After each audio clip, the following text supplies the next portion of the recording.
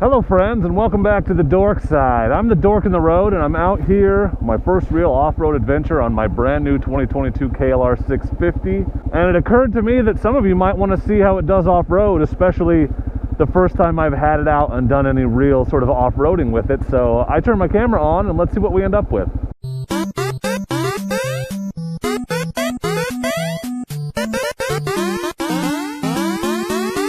I'm the Dork in the Road, and I want to be your internet riding buddy, so please consider subscribing. I'm actually out here because I'm going to ride up to my favorite overlook because I want to film a mods video, but there's some fun riding so far, and I know people have questions about how the KLR, and the new KLR in particular, does off-road. So maybe as I ride up there, this is a kind of a muddy, steep, there'll be some mildly technical, it's kind of a not in great shape road. I thought I might just give you guys my thoughts as I'm riding it, how I felt about it so far. I'm about, I don't know, 10-12 miles up in the woods right now off the highway. I rode from home, so I've been riding for about an hour and a half. So far so good on this thing. A few little minor things I'm noticing. Some things it does better than the Africa Twin, some things it does worse, but she's an off-road bike and she'll get you there. So let's just ride for a bit and I'll kind of tell you my thoughts and feelings on this first real KLR 650 2022 off-road test. Stock tires have done okay. I think part of that is the engine just doesn't really have enough power to break it loose. It's interesting. It's like a built-in traction control because you can't slide the rear tire even if you want to, just because of the power delivery and the way the power comes on. It is fall. It's October. The colors are changing. It's gorgeous up here. There's some muddy stuff, and it's a great day to be out messing around on your new KLR. Kind of a muddy section right here. Yeah, no worries. Plows right through.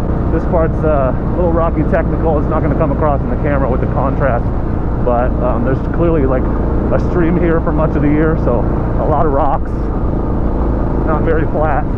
Oh yeah, that was a big one. Big dip. Oh yeah, she eats it up. Okay. Well, this is the most technical thing I've had this on so far. I replaced the stock foot pegs. You'll see that in the mod video with the IMS Super Stock, so they put on everything. So the stock foot pegs they're rubber and they're really slippery, and I don't like them. Here's a good example of what I mean about that's some slippery stuff. And the back end, the rear is barely spinning, just because of the way the engine puts on power. You just don't get a lot of rapid acceleration. So it's actually really confidence inspiring. Stock foot pegs are completely useless for off-road because they're really rubbery and they flex. And they're slippery when they get wet, so I've replaced them with these Super Stocks. I've still got the rubber mounts underneath, so I still get a tiny bit of flex, but honestly, it acts as a little bit of shock absorption.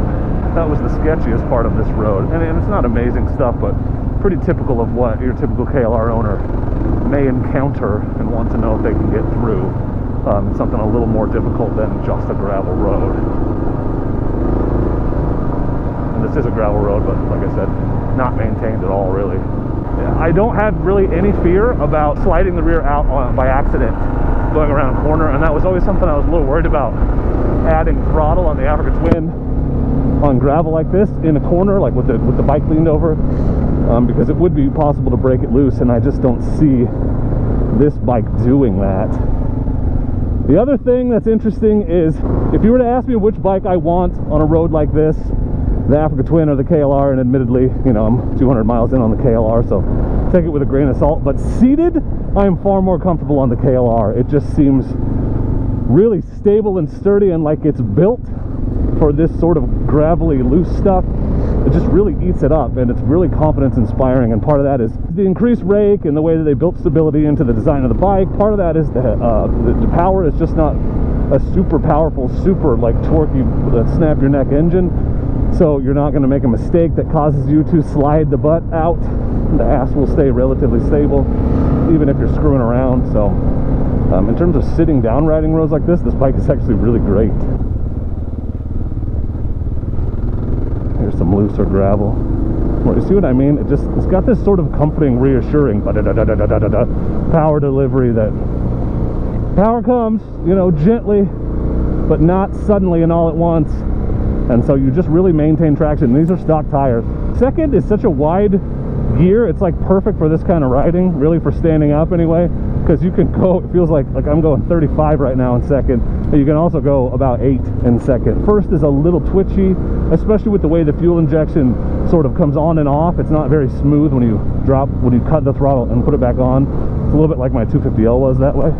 Also, I cranked up the suspension, so the preload and the rebound, I tighten them both down, and it's really easy to do on this bike. It's one of my favorite things about this bike. I think it's a 10mm socket, and there's 5 settings for the compression, and it's just a flathead screwdriver for, I think, the rebound. Don't quote me on that, but the other adjustment on the other side.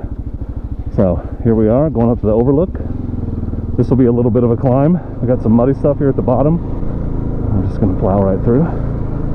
No big deal. This is what this bike is made for. And then a climb here. Not crazy, but something. I want to be in second, I think. I'll tractor up it in second. Let's see. Yeah, first might have been better. Oh well. I'm committed now. It's a little technical. This gets beat up all winter. Oh yeah, there was a big step up there. But suspension handles it. The fork is definitely squishier. Damn it, this is where I was going to film. There's always people up here. The fork is definitely squishier than the Africa Twin. Well, we're going to go to our secondary location. All right, let's see how she does going down the hill. In first. You guys wanted to see this. And again, the GoPro will flatten this out. It's pretty steep. I wouldn't want to stop on it necessarily. I feel pretty good. First gear, engine breaking down. No big deal. And these things are more capable than they get credit for, and they don't feel as heavy as they are. You always want to talk about how heavy the KLR is, and it doesn't feel it. It doesn't feel like it's weighs almost as much as my Africa Twin. I just don't feel it. Some of you said get it dirty. I'm doing it. I haven't done a video like this in a while where I just sort of ride and talk. It's weird, right? To not be in front of the camera, not have a script, or at least some notes. That's weird. Okay, friends, this is the road up to the top of Dork Mountain. It's loose and rocky. I don't think we'll have any problem, but I would like to not drop this KLR, but this is a good example of some of the more complicated stuff you might encounter in the woods if you're a KLR owner. There's also snow up here on the ground. You see it right there? Crazy. Won't be long till you can't get up here anymore at all, so I'm glad I'm here. But we're going to attempt this climb. Listen to that tractor, though. Just tractors. I'm in second gear right now. Should maybe be in first. It's very loose, very uneven, technical. Should I be lugging it this hard while it's in break-in? Probably not. Alright, more technical. Sliding a little. So she's just going to chug up. I'm not going to try to go fast. I'm just going to chug up in first. Actually, second might be fine right here. Yeah, it's good. I'm even sitting. It's just eating this up. This thing is just so rattly. It's just so much less refined feeling than the Africa Twin, and I don't even mean that like in a bad way. It's just a way different feel. All right, back in first. A little rocky here.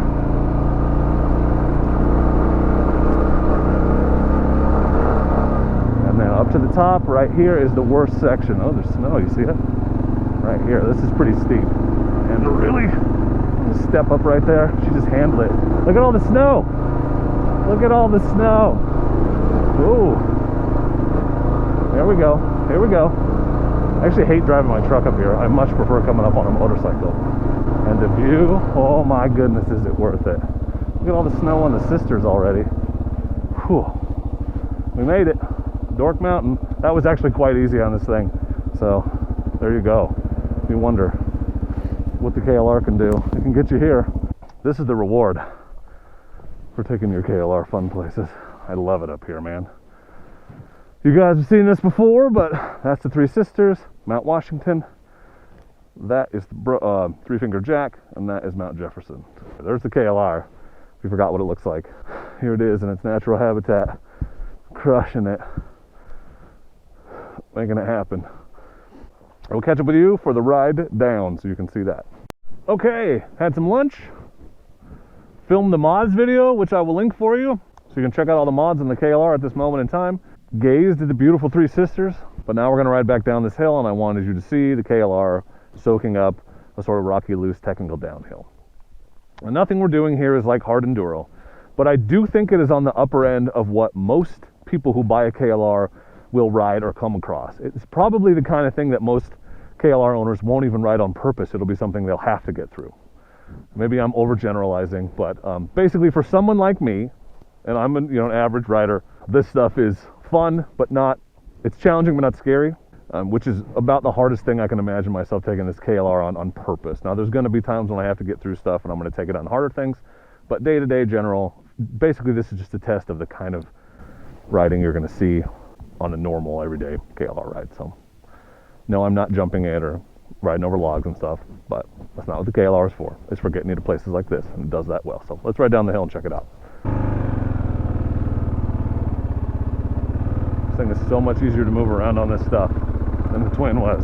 I don't mind turning it around, things like that, like I did on the Twin. See that snow? So here's the rocky little final section. I think I'm just gonna engine brake down in first gear. If I go too fast, it's hard to see the terrain. So it'll drop there. This is the worst section of the whole hill right here. This steep corner. I came up the left side actually. Yeah, right there. You see all that? So I came up that in the KLR. I'm only using the rear brake right now. It's working well. Crazy. Liking this thing a lot. There's the mountains, by the way. They're so gorgeous right here. A steep section with a corner at the bottom. The GoPro will flatten it out, but it's pretty steep, guys. Trust me. Just gonna have to trust me. Pretty happy with this thing. Starting to get the feel for it, which is good. It's going to build my confidence, just make me faster. Rocky technical. The forks are handling this stuff just fine. I read a lot of complaints about the forks, and honestly, it's probably not as stiff on this stuff as the Twin. It's not adjustable like the Twin, but it's fine. It's not bottoming. It doesn't even feel like it's getting close. We're going to take a long way out. But there's some interesting stuff on this road that I remember. Can I shift standing up? Yep. Sure can. Nailed it. Good. Also, the colors are just gorgeous. I've ridden all of this in a foot of snow on my 250L. I got to come back and do that this year. That was an interesting day. There's actually a video of it. It's 40 minutes long, so you might want to skip around, but I'll link it for you. That was before I knew how to edit. I'm still not great at it, but hell, I'm a lot better. I'm not putting up 45-minute epics anymore. Cool. Man, I love it here. Man, do I love it here. Alright friends, well that is just kind of a quick sort of look at the first time taking this thing off-road and kind of what it can handle easily and answering some of the questions people have. A lot of people think this thing is completely incapable of doing off-road, and that's just not true. Thank you for checking in at this first off-road test. Hope you enjoyed the video. If you did, maybe hit the like button, maybe even consider subscribing. Lots more KLR 650 stuff to come for sure. I'm loving riding this thing. Look how pretty it is right here. That was a deep puddle. And if you're interested in why I ended up on this bike in particular, I have a video explaining why I bought the KLR 650 and why I sold my Africa Twin, and I will link that for you right now. But for now, and as always, I just want to say thank you very much for watching. I appreciate you, and please do not forget to be excellent to each other. Thank you.